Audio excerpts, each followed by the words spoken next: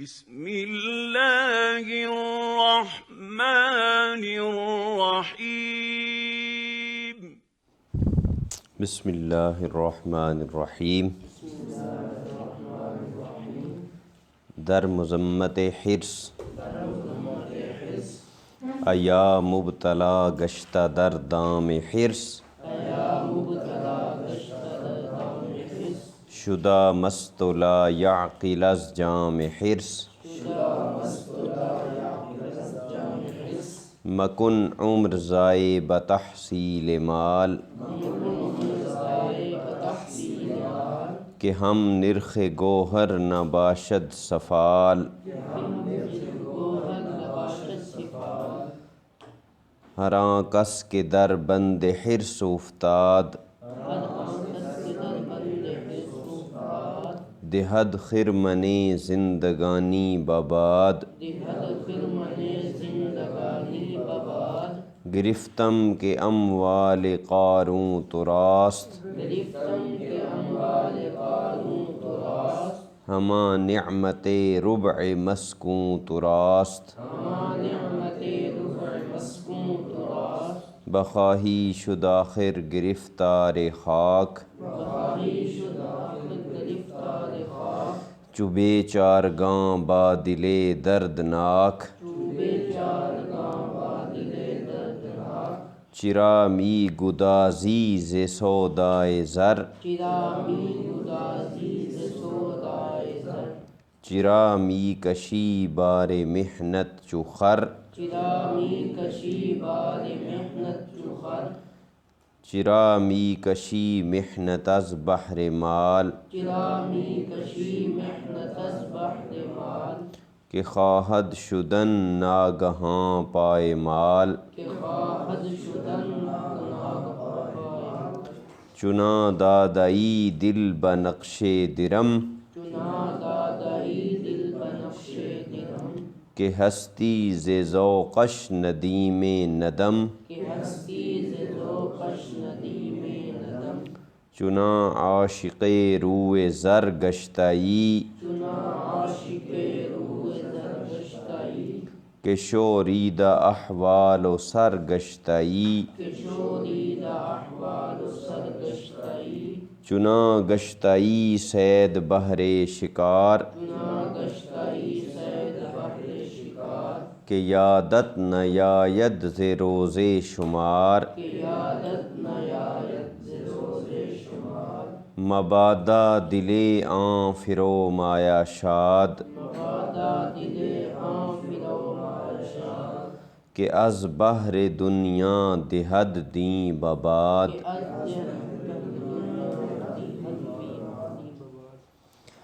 مذمت کا معنی ہوتا ہے برائی اور حرص کا معنی ہے لالچ. لالچ کی برائی کے بیان میں ایا مبتلا گشتہ در دام حرص. ایا کا معنی ہے اے. مبتلا گشتن کا معنی ہوتا ہے کسی چیز میں کسی آزمائش میں پڑ جانا. مبتلا جو کسی آزمائش میں پڑا ہوا ہو، امتحان میں پڑا ہوا ہو، کسی مصیبت کا شکار ہو. مبتلا گشتہ کا معنی پھنس جانے والے. در دام حرص لالچ کے جام، لالچ کے پھندے میں، جال میں. دام جال کو کہتے ہیں، شکاری نہیں جو جال استعمال کرتے پکڑنے کے لیے شکار کو، اسے کہتے ہیں دام. در دام حرص لالچ کے جال میں. شدہ مست، مست ہو جانے والے. لا یعقل بے وقوف. از جام حرص، حرص کے پیالے سے. جام پیالے کو کہتے ہیں، یعنی لالچ کا پیالہ پی کر مست اور بے وقوف ہو جانے والے، یہ مطلب ہے. اے لالچ کے جال میں پھنسنے والے، لالچ کے پیالے سے مست اور بے وقوف ہو جانے والے.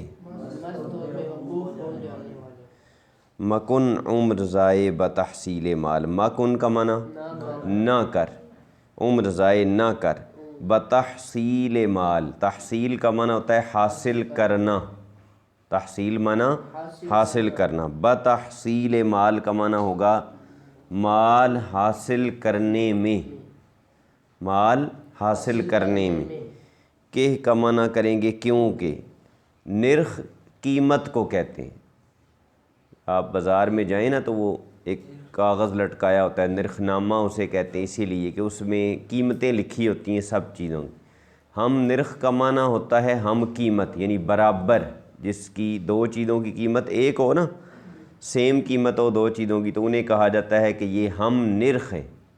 جیسے ہم جماعت نہیں کہتے، ہم جماعت ایک ہی جماعت کے ہیں، ہم نرخ کا معنی برابر قیمت والی۔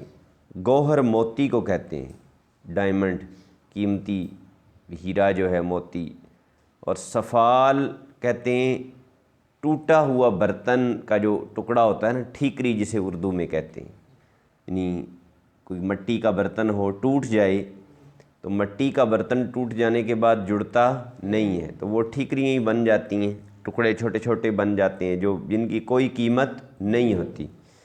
تو فرماتے ہیں کہ عمر کو مال حاصل کرنے میں ضائع نہ کر، کیونکہ عمر موتی کی طرح ہے اور مال تو ٹھیکریوں کی طرح ہے، تو اتنی قیمتی چیز کو اتنی گھٹیا چیز کے لیے خرچ نہ کر، کیونکہ یہ دونوں ان کی قیمت برابر نہیں ہو سکتی۔ مال حاصل کرنے میں عمر ضائع نہ کر، کیونکہ موتی اور ٹھیکری برابر قیمت والے نہیں ہو سکتے، یا یوں بھی ترجمہ کر سکتے ہیں کہ ٹھیکری موتی کے برابر قیمت والی نہیں ہو سکتی۔ تو ٹھیکری کس کو کہہ رہے ہیں؟ مال کو، اور موتی کسے کہہ رہے ہیں؟ عمر کو۔ عمر جو ہے وہ ایک قیمتی گوہر ہے۔ ہراں کس کے در بند حرص افتاد، دہد خرمن زندگانی بباد۔ ہراں کس کا معنی ہوگا جو بھی شخص، ہر کا معنی جو بھی، آں کس شخص، ہر وہ شخص یا جو بھی شخص کہ در بند حرص افتاد، بند کسے کہتے ہیں؟ قید کو۔ در بند حرص، لالچ کی قید میں، افتاد یہ افتادن سے بنا ہے، کون سا فعل ہے؟ ماضی مطلق کا پہلا صیغہ ہے، پڑھا ہوا ہے آپ نے۔ افتاد کا معنی پڑا، گر پڑا یا پڑا۔ دہد کیا ہے؟ کس مصدر سے بنا ہے؟ دادن سے، مضارع ہے۔ دادن کا معنی کیا ہوتا ہے؟ دینا۔ دہد کا معنی وہ دیتا ہے۔ خرمن ڈھیر کو کہتے ہیں جب گندم یا کوئی فصل کاٹی جاتی ہے نا، اسے کاٹنے کے بعد جب تھریشر سے وہ بھوسا الگ ہو جاتا ہے، دانے الگ ہو جاتے ہیں، تو دانوں کا جو ڈھیر لگا ہوا ہوتا ہے اسے کہتے ہیں خرمن۔ ٹھیک ہے، جو اصل پونجی تو وہی ہوتی ہے نا، باقی بھوسا وغیرہ تو زائد چیزیں ہیں، اصل جو مقصد ہوتا ہے فصل اگانے سے وہ کیا ہے؟ وہ دانے، گندم یا باجرہ یا جو بھی چیز ہے، تو اسے کیا کہتے ہیں؟ خرمن۔ خرمن زندگانی کا معنی ہے زندگی کا کھلیان یا زندگی کا ڈھیر، اسے اردو میں کھلیان بھی کہتے ہیں، وہ جو ڈھیر لگ جاتا ہے گندم کا۔ بباد کا معنی ہوا کو، ہوا کو کوئی چیز دینا کا معنی ہوتا ہے کسی چیز کو ضائع کر دینا۔ ہوا جس چیز کو اڑا کے لے جائے وہ ضائع ہو جاتی ہے نا، واپس تو نہیں آتی ہاتھ۔ جو بھی شخص لالچ کے پھندے میں پڑا، وہ دے دیتا ہے اپنی زندگی کا ڈھیر ہوا کو، یا یوں بھی ترجمہ کر سکتے ہیں کہ وہ اپنی زندگی کا ڈھیر برباد کر دیتا ہے، اپنی زندگی کا ڈھیر برباد کر دیتا ہے، ہوا کو دے دیتا ہے۔ گرفتم کے اموال قاروں تو راست، ہما نعمت ربع مسکوں تو راست۔ گرفتم کس مصدر سے بنا؟ گرفتن سے۔ کون سا صیغہ ہے یہ؟ واحد متکلم کی کون سی نشانی ہے یہاں؟ میم۔ واحد متکلم کی نشانی ہوتی ہے میم، وہ اس کے آخر میں موجود ہے اور ماضی مطلق ہے۔ اب اس کا لفظی معنی تو ہے میں نے پکڑا، گرفتن کا معنی لینا پکڑنا ہے، لیکن یہاں با محاورہ ترجمہ ہوگا، با محاورہ ترجمہ ہوگا کہ میں نے مان لیا، میں نے مان لیا کہ اموال قارون تراست، اموال مال کی جمع ہے، قارون کا ذکر پیچھے بھی آ چکا ہے، بتایا جا چکا ہے کہ حضرت موسیٰ علیہ السلام کے زمانے کا ایک دولت مند آدمی تھا جو بہت حریص تھا، بہت لالچی تھا اور مال اللہ کی راہ میں خرچ نہیں کرتا تھا۔ اموال قارون کا معنی ہے قارون کے مال، یعنی قارون جتنے مال تراست تیرے پاس ہیں، یعنی میں نے مان لیا کہ تم حرص کر کر کے، لالچ کر کر کے قارون جتنے مال بھی جمع کر لو۔ ہما نعمت ربع مسکون تراست، ہما کا معنی تمام، نعمت ربع مسکون چوتھائی آباد حصے کی نعمتیں، ربع مسکون کا لفظ پیچھے آ چکا ہے، وہاں ہم اس کی وضاحت کر چکے ہیں کہ ربع کا معنی ہوتا ہے چوتھائی حصہ، مسکون کا معنی کہ جہاں لوگ رہ رہے ہوں، تو ربع مسکون کا معنی ہوگا کہ پوری زمین کا چوتھائی حصہ جس پہ آبادی ہے، جس پہ لوگ رہ رہے ہیں، باقی حصے میں پانی ہے، دریا ہے، سمندر ہے۔ تراست کا معنی تیرا ہے یا تیرے پاس ہے۔ میں نے مان لیا کہ قارون کے مال تیرے ہیں، پوری دنیا کی سب نعمتیں تیری ہیں، بخواہی شدہ خود گرفتار خاک چو بے چار گاں با دل دردناک، بخواہی شد تو ہوگا، یہ فعل مستقبل ہے، ہم آگے پڑھیں گے انشاءاللہ، خواستن سے خواہی بنا ہے، شدن سے شد ہے، تو ہوگا آخر کار گرفتار خاک، مٹی میں گرفتار، مٹی سے مراد کیا ہے؟ قبر، آخر کار تو نے قبر میں ہی جانا ہے، چاہے جتنا مرضی مال دولت جمع کر لے۔ چو بے چار گاں، بیچارے لوگوں کی طرح، با دل دردناک، درد والے دل کے ساتھ، دکھی دل کے ساتھ، آخر کار تو مٹی میں گرفتار ہوگا، بیچاروں کی طرح، دکھی دل کے ساتھ، چرا می گدازی ز سودائے زر، چرا می کشی بار محنت چو خر، چرا معنی کیوں، چرا کا معنی کیوں، می کشی، می گدازی جو ہے یہ گداختن مصدر ہے، گداختن کا معنی ہوتا ہے پگھلنا، می گدازی یہ فعل حال ہے، می گدازی کا ترجمہ ہوگا تو پگھلتا ہے، تو پگھلتا ہے۔ سودا کا معنی ہوتا ہے خیال، یہ زِ سودائے زر، دولت کے خیال کی وجہ سے، سودا خیال اور زر کا معنی سونا یا دولت، زِ سودائے زر سونے کے خیال سے، دولت کے خیال سے۔ چرا می کشی، کیوں کھینچتا ہے تو، می کشی یہ کشیدن سے بنا ہے، کشیدن کا معنی ہوتا ہے کھینچنا، چرا می کشی تو کیوں کھینچتا ہے، بار کا معنی بوجھ، بار معنی بوجھ، جو جانور کے اوپر کوئی چیز رکھی جاتی ہے نا، سامان وغیرہ یا کوئی بھی چیز، تو اسے کیا کہتے ہیں؟ بار، اردو میں بھاری ہم کہتے ہیں، بھاری، تو فارسی میں بار، تھوڑا سا ہی فرق ہے، بار کا معنی بوجھ، بار محنت کا معنی تکلیف کا بوجھ، مشقت کا بوجھ، چو خر گدھے کی طرح، خر گدھے کو کہتے ہیں۔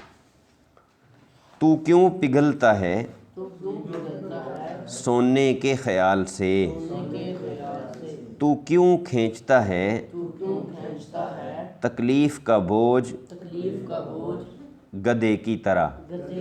یہ ان لوگوں کی بات کر رہے ہیں نا کہ جو حلال کمانے کے لیے نہیں بلکہ لالچ کی وجہ سے اپنے آپ کو مشقت میں ڈالتے ہیں، یعنی دن رات بس اسی کام میں لگے ہوئے ہیں، دولت کے پیچھے، اور کسی چیز کی ہوش نہیں ہے ان، ورنہ تو محنت کرنا کوئی بری چیز تو نہیں ہے، محنت کرنا تو بڑی اچھی بات ہے، رزق حلال کمانے کے لیے جو محنت ہو وہ تو عبادت ہے نا، لیکن یہاں اس کی بات نہیں ہو رہی، یہاں بات ہو رہی ہے لالچ اور حرص کی۔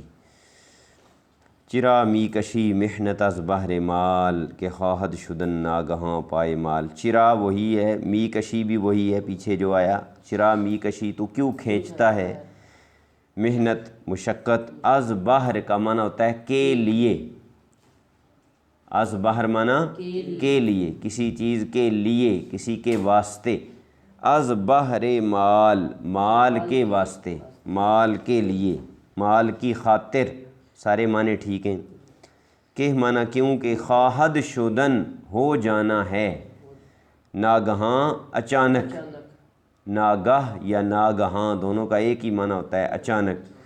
پائمال کا لفظی معنی ہے وہ چیز جسے پاؤں کے نیچے رگڑ دیا جائے، روند دیا جائے، لیکن مراد کیا ہے اس سے؟ برباد، تباہ ہو جاتی ہے نا جس چیز کو پاؤں کے نیچے روند ڈالیں۔ تو کیوں تکلیف کھینچتا ہے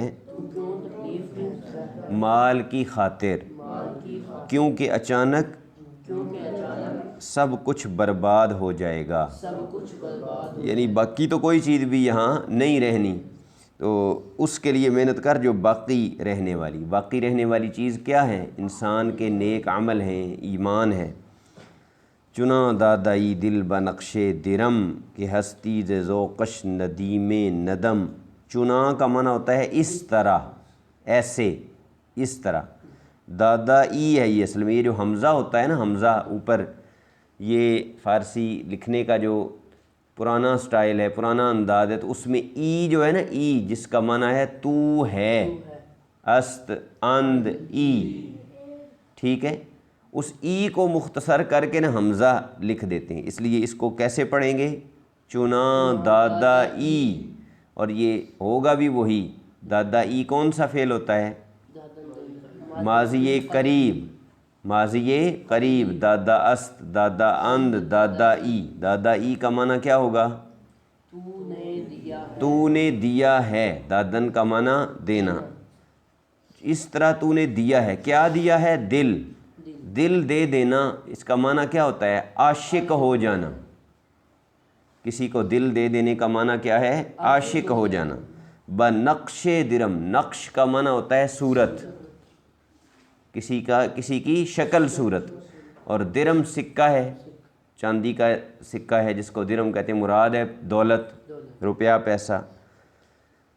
تو مطلب اس کا بنے گا کہ تو نے اس طرح درہم کی صورت کو، درہم کی شکل کو دل دے دی، یعنی مطلب ہے کہ تو درہم کی شکل پر اس طرح قربان ہو گیا، عاشق ہو گیا، کہ ہستی، کہ تو ہو گیا ہے، ہستی، ہست، ہستند، ہستی، وہ ہستی ہے، ہستی کا معنی تو ہو گیا ہے، زے ذوقش، زے کا معنی سے، ذوق کا معنی ہوتا ہے مزہ، لذت کسی چیز کی، ذائقہ، مزہ، زے ذوقش اس کی لذت کی وجہ سے، ندیم کسی کا جو گہرا دوست ہوتا ہے نا اسے کہتے ہیں، اور ندم کا معنی ہے شرمندگی، ندامت۔ ندیم ندم کا معنی ہوگا شرمندگی کا ساتھی، شرمندگی کا ساتھی۔ تو اس طرح، تو نے اس طرح درہم کی صورت کو دل دیا، کہ اس کی لذت کی وجہ سے تو شرمندگی کا ساتھی ہو گیا۔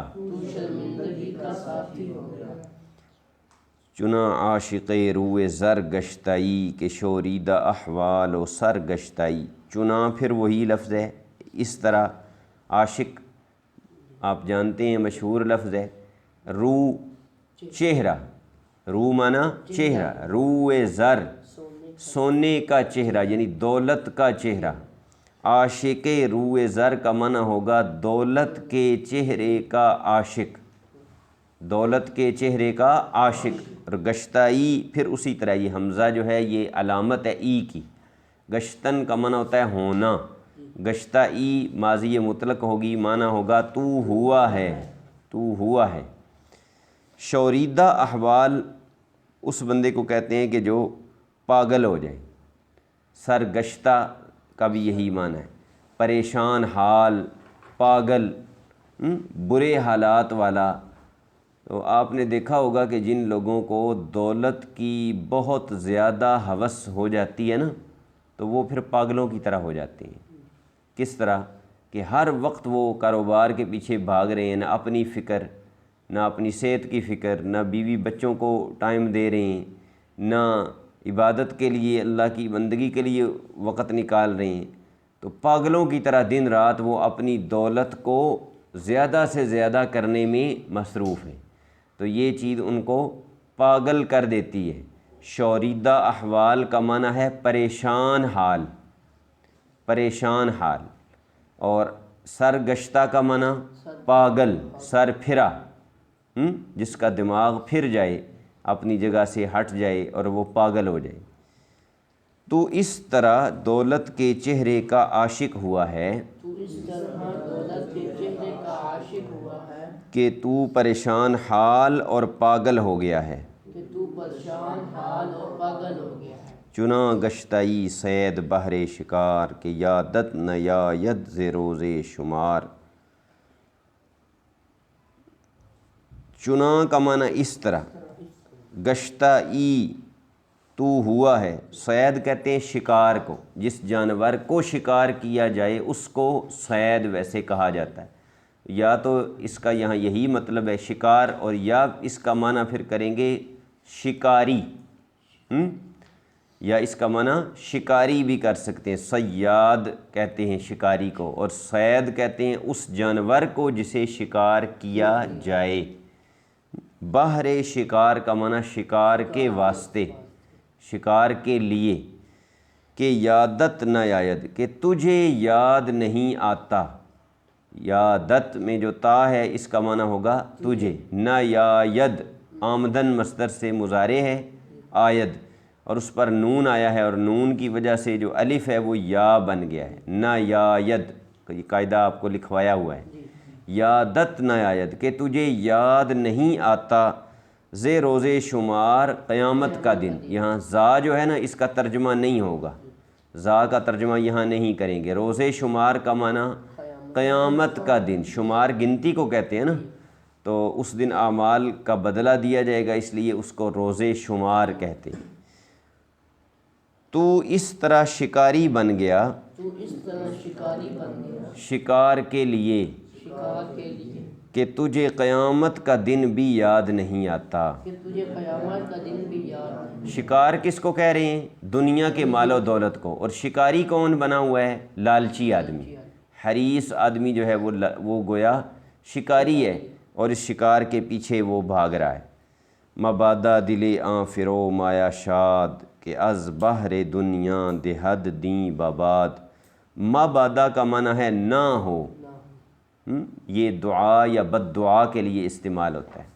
اردو میں نہیں ہم کہتے کہ تجھے کبھی بھی کوئی مشکل نہ آئے، دعا دیتے ہوئے کہتے ہیں نا کہ تمہیں کبھی کوئی پریشانی نہ ہو، یا بد دعا دیتے ہوئے کہتے ہیں کہ تمہیں کبھی سکھ کا سانس نہ آئے، تمہیں کبھی خوشی نہ ملے۔ یہ وہ ہے جس طرح ہم بد دعا یا دعا دیتے ہوئے کہتے ہیں مبادہ، فارسی والے کہتے ہیں کہ نہ ہو، ایسا نہ ہو۔ کیا نہ ہو؟ دل آں فرو مایا، اس کمینے کا دل، شاد کا معنی خوش، فرو مایا کا معنی گھٹیا، کمینہ شخص۔ فرو کا ویسے معنی ہوتا ہے نیچے، نیچے، اور مایا کہتے ہیں سرمایہ کو۔ تو فرو مایا کا معنی کہ جس بندے کا سرمایہ گھٹیا ہے، یعنی جو بندہ کمینہ ہے۔ شاد کا معنی خوش۔